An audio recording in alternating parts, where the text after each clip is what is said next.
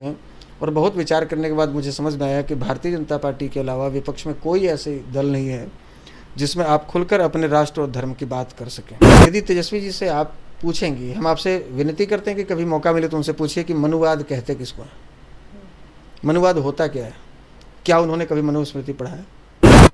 चांदी की थाली और सोना के चम्मच लेकर एसी कमरे में पैदा लेने वाले लोग हेलीकॉप्टर से जाते हैं, हाथ हिलाकर वापस एसी कमरे में आ जाते हैं।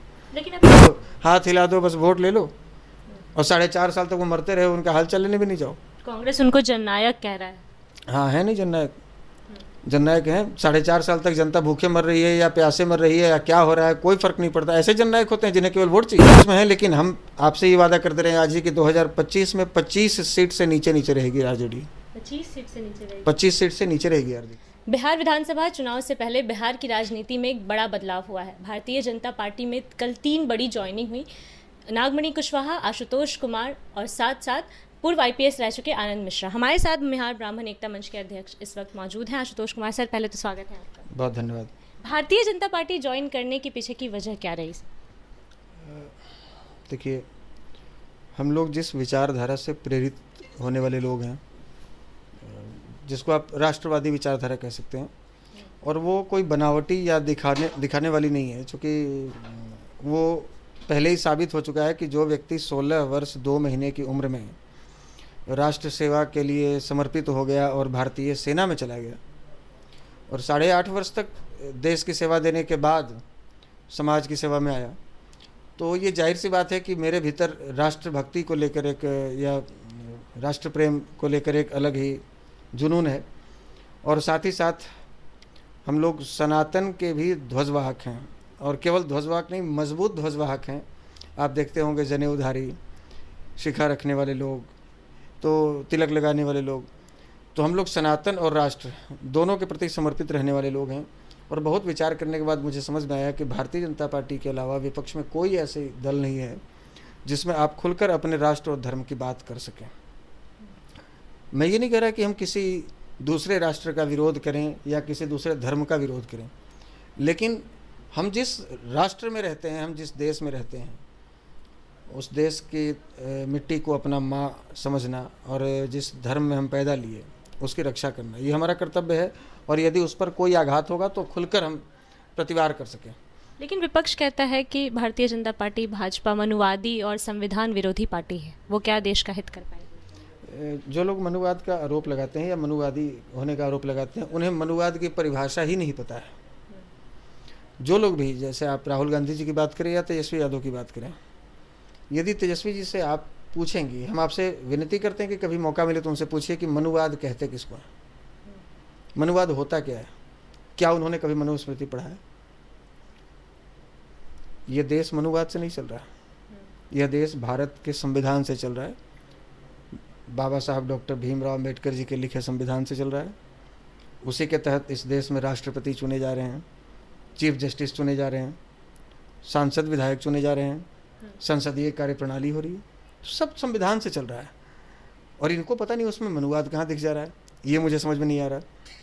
इनके पास दरअसल कोई एजेंडा नहीं है। विपक्ष के पास में एजेंडा उसके पास होता है जो धरातल पर काम किया हो, जिसको समझ हो कि भाई बिहार में समस्या क्या है। ये वो व्यक्ति समझ सकता है ना जिसने बिहार में घूमा हो, जो गरीबी देखी हो, जिसने बाढ़ की विभीषिका देखी हो कमर भर पानी में जाकर, जिसने उन सूखेग्रस्त इलाकों में जाकर किसान के दुर्दशा समझने का प्रयास किया हो, जिनके खेतों में पानी की वजह से, पानी न होने की वजह से दरार फट गए और अनाज सूख गया। लेकिन ये नहीं देखी, ये चांदी की थाली और सोना के चम्मच लेकर एसी कमरे में पैदा लेने वाले लोग हेलीकॉप्टर से जाते हैं, हाथ हिलाकर वापस एसी कमरे में आ जाते हैं। लेकिन अब तो यात्रा पे है ना, वोटर अधिकार यात्रा पे जनता की परेशानी भी सुन रहे हैं। ये यात्रा निकालते हैं चुनाव से 3 महीने पहले। अच्छा। और ये हर 5 साल पे निकलता है, लेकिन पूरे 4.5 साल दिखाई नहीं देते।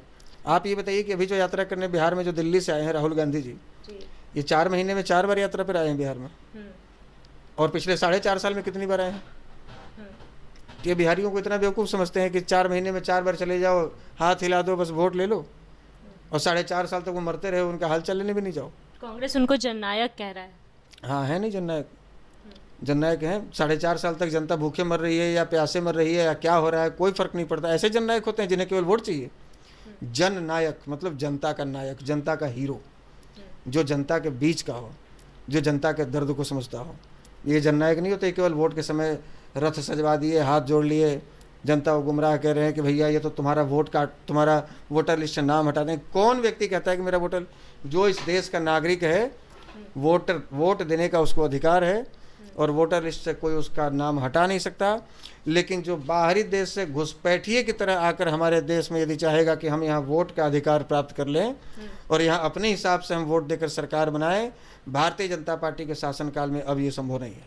भाजपा ने तो तेजस्वी यादव का ही वोट देने का अधिकार छीन लिया था, खुद बोल रहे हैं कि वोट देने का अधिकार छीन लिया, चुनाव लड़ने का अधिकार छीन लिया। तो दो जगह से कैसे इनका वोटर कार्ड बना हुआ है भाई? अधिकार छीन लिया तो फिर ये चुनाव कैसे लड़ रहे हैं? ये डिप्टी सीएम कैसे बने? दो जगह से कैसे इनका नाम आ गया? भैया ये नौटंकी है। क्या वोट देने का अधिकार छीन लिया तो इसलिए तो वोट देने नहीं जाएंगे ना, चुनाव नहीं लड़ेंगे ना। अब जिसको वोट ही देने का अधिकार नहीं तो चुनाव नहीं लड़ेगा, और यदि लड़ते हैं तो इसका मतलब कि वो गलत कर रहे हैं, वो फर्जी कर रहे हैं। जब वो खुद कह रहे हैं कि मुझे वोट देने का अधिकार नहीं दिया जा रहा है भाजपा की तरफ से, तो इसका मतलब कि जब वोट देने का अधिकार नहीं तो चुनाव लड़ने का भी अधिकार नहीं होगा। तो अब तो 2 महीने बाद पता चल जाएगा कि वो चुनाव लड़ेंगे कि नहीं लड़ेंगे। तेजस्वी के बड़े भाई ही उन पे आरोप लगा रहे हैं कि पता नहीं ये लोग यात्रा निकाल रहे हैं कि क्या कर रहे हैं, पता नहीं ड्रामा कर रहे हैं, ऐसा बोल रहे हैं तेज प्रताप यादव। सही आरोप लगा रहे हैं।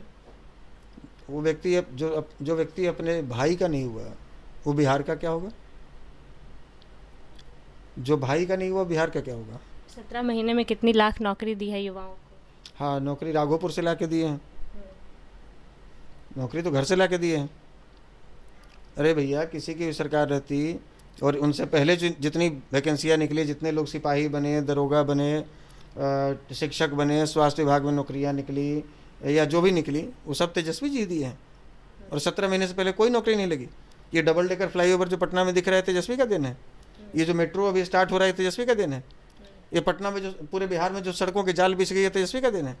गांव-गांव तक बिजली पहुंच गया, ये तेजस्वी का दिन है। 200 यूनिट बिजली का बात कर रहे हैं, बोल रहे 125 यूनिट नहीं, हम तो 200 यूनिट सीधा फ्री करेंगे। अरे भैया, ये देखिए, जब इनके माताजी और पिताजी बिहार में सत्ता में थे तब तो ये अपहरण का उद्योग चला रहे थे और ये मुफ्त की अब रेवड़ी बांटने की बात कर रहे हैं। तो ये किसी भी प्रकार से कितना भी झूठा वादा करना पड़ जाए, जनता के बीच में वादा करेंगे, जनता को गुमराह करेंगे। इनका एक ही मकसद है कि किसी तरह से जो कुर्सी के आसपास हम जाते जाते रह जा रहे हैं, किसी भी तरह से एक बार वहाँ पहुँच जाए। इस बार पहुँच पाएंगे लग रहा है? कोशिश में तो है, कोशिश में है, लेकिन हम आपसे ये वादा करते रहे आज ही कि 2025 में 25 सीट से नीचे रहेगी आरजेडी। 25 सीट से नीचे रहेगी? 25 सीट से नीचे रहेगी आरजेडी। ये इनका जो भी अभी जो ये हरकत कर रहे हैं, जो ये लोग देशद्रोहियों का साथ दे रहे हैं, अब बताइए कि हम कैसे उनको देशद्रोही नहीं कहें? एक कारण होना चाहिए देशद्रोही नहीं कहने का। जो नक्सली संगठन एमसीसी माले, आप दंतेवाड़ा का नाम सुने? छत्तीसगढ़ में आए दिन आप सुनते होंगे कि छत्तीसगढ़ में नक्सलियों ने आईडी लगाकर ब्लास्ट कर दिया और हमारे दर्जनों जवानों को शहीद कर दिया। सुना है ना आपने? उन्हीं की पार्टी है ना, सीपीआई, सीपीएम, सीपीएमएल। 3 तारा और 4 तारा और 5 तारा जो देखते हैं आप लोग, हंसुआ हथौड़ा, ये किसके साथ गठबंधन में है? देश के सैनिकों को मौत के घाट उतारने वाले को अपने गठबंधन में शामिल करने वाले लोगों को देशद्रोही नहीं कहा जाएगा तो और क्या कहा जाएगा? ये दूसरे को सर्टिफिकेट बांटते हैं कि चोर हैं, वोट चोरी कर रहे हैं। ये नारा देते हैं कि वोट चोर गद्दी छोड़, ये बिहार छोड़। ये ना, इनको नारा देना चाहिए था कि चारा चोर बिहार छोड़, मिट्टी चोर बिहार छोड़, जमीन चोर राजनीति छोड़।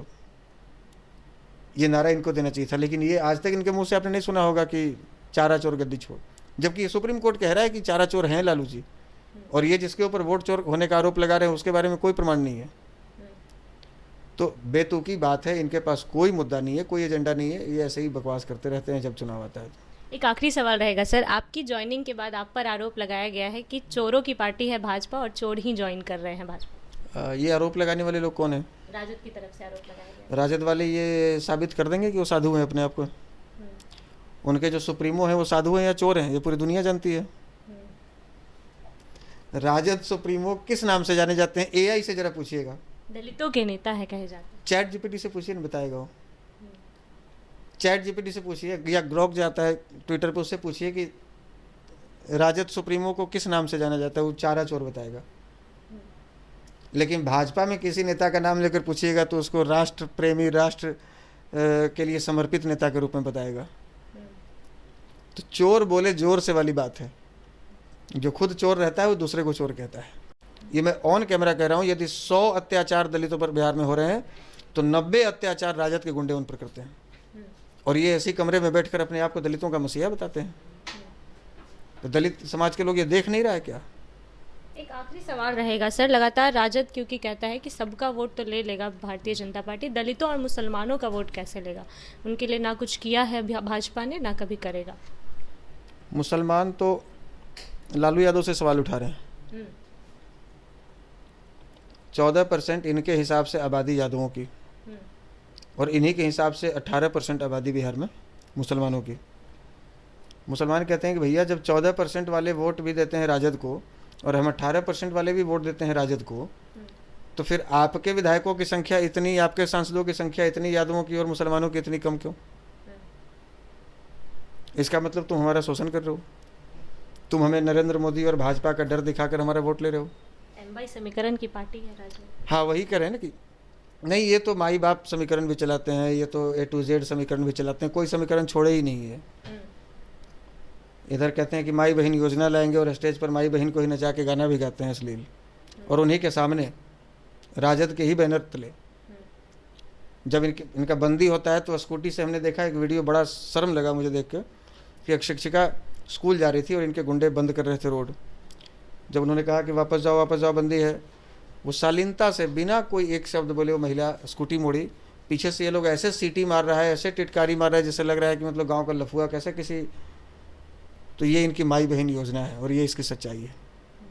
ये लोग किसी की इज्जत देना जानते ही नहीं। ये लोग अपने घर से अपनी बहू को जब बाल पकड़कर रोड पे निकाल सकते हैं, वो भी एक मुख्यमंत्री की बेटी को, पूर्व मुख्यमंत्री की पोती को, जब उसका ये हाल हो सकता है, जब अपनी बहू को इज्जत देना ये नहीं जान सकते हैं, तो दूसरे को क्या इज्जत देंगे? ये दूसरे की माई बहन को क्या इज्जत देंगे जो अपने घर की माँ बहन को इज्जत नहीं दे रहे? चलिए, आशुतोष कुमार जी हमारे साथ मौजूद थे। भारतीय जनता पार्टी ज्वाइन करने के बाद भाजपा अब कितनी मजबूत होगी ज़रूर देखेंगे। बाकी इस साल के विधानसभा चुनाव से पहले वोटर अधिकार यात्रा पे विपक्ष निकल चुका है। वोटर अधिकार यात्रा का इस बार के विधानसभा चुनाव पर कितना असर पड़ेगा, अपनी राय कमेंट बॉक्स में ज़रूर दें। फिलहाल इस खबर में इतना ही। ऐसी तमाम खबरों के लिए बने रहिए हमारे साथ, देखते रहिए द पब्लिक पॉइंट्स। धन्यवाद।